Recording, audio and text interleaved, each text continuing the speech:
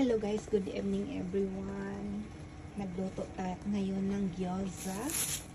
Ito po yung ating hapunan.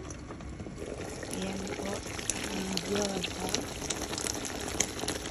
Hindi pa siya luto. Takpan muna natin guys. Bago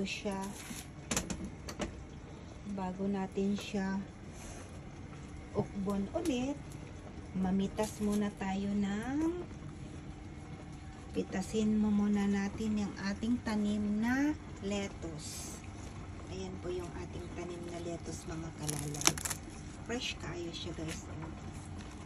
Tanawan ninyo oh. Nice kayo itong lettuce, diba? Morning. Ato ang isalad for today. Magsalad ta og lettuce guys. Apo ibang kulay dari.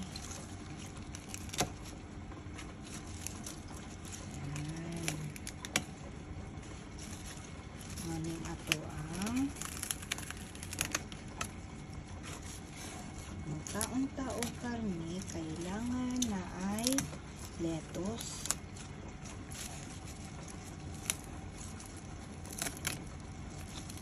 Matubo pa ni siya guys. Matuboan ni. Fresh kaya itong lettuce, no? Fresh kaya itong lettuce mga kalalag.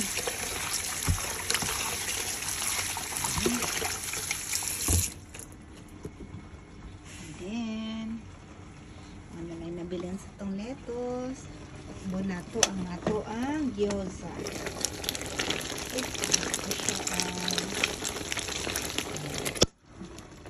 Sa natin maluto mga kalalags, no? And then naapod tayo flour. Yan, bulaklak na siya na.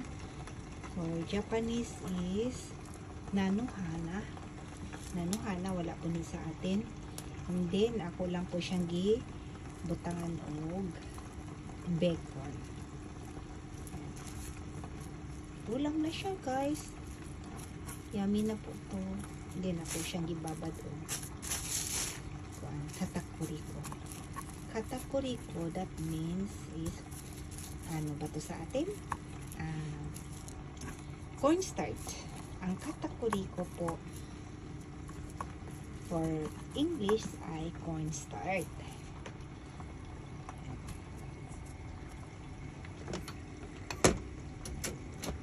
Abangan natin guys ang ating gyoza.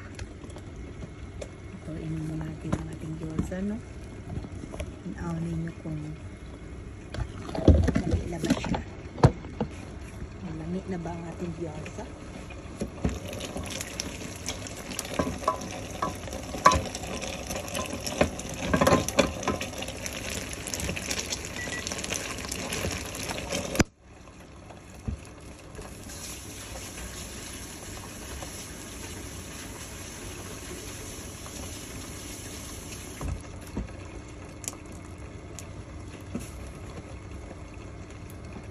Ayan, upo natin ulit ang ating gyoza guys. Oh! Ayan.